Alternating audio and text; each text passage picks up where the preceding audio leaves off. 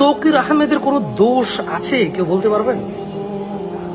বিমানটা তো আকাশে উড্ডয়ন করেই আগুন ধরে গেছে বিমানে।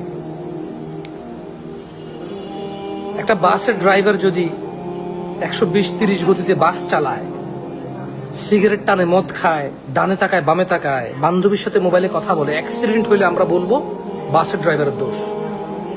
কিন্তু একটা 100 বছর, 50 বছর, 80 বছর পুরনো একটা বাসের মধ্যে বসছে, যার ইঞ্জিনে কাট কাট কাট করে সাউন্ড করে, শব্দ করে, শুধু বডি টুকুর অংশং করে দিয়ে দিছে, ব্রেক কাজ করে না বা করে না, মাত্র নতুন ঠিক করছে, ইঞ্জিন অয়েল ঠিক করছে, বাসের মানে মানে কি একটা যা তা অবস্থা। তারপরে আবার বাসের এখানে টেস্ট ড্রাইভ চলতেছে যে তুমি 80 কিলোমিটার বেগে চলতে হবে, তুমি ঢাকা শহরের অমুক রাস্তা দিয়ে চলতে হবে, এছাড়া তোমার কাছে পরীক্ষা দেওয়ার কোনো রাস্তা নাই।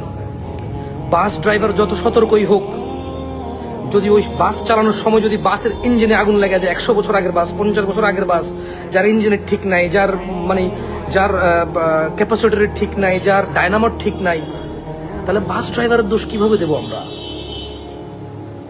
রাষ্ট্র ছোট্ট ছোট্ট কোমলমতি অনেকগুলো ভবিষ্যৎ হারিয়েছে তা না, রাষ্ট্র বর্তমানও হারিয়েছে। এ রাষ্ট্র যে ভবিষ্যৎ হারাইছে তা না। বাংলাদেশে কতজন পাইলট আছে?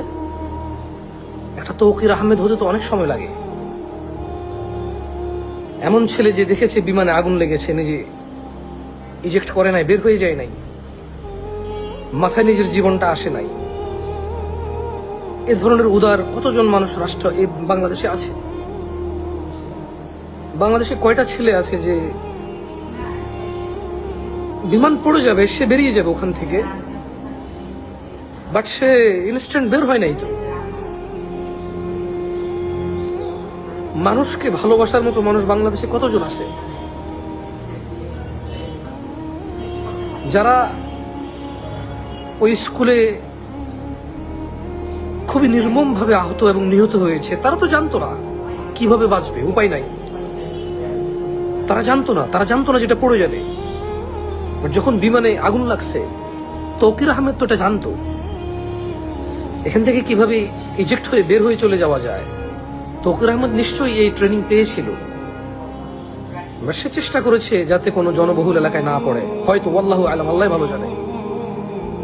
যে ছেলের মন এত সুন্দর, এত নরম, বিমানে আগুন লেগে গেছে, বিমান থেকে বের হওয়া যায় জানে, এটা পড়ে যাবে জানে, শুধুমাত্র কম ক্ষতি কোথায় গিয়ে ফালাইলে হয়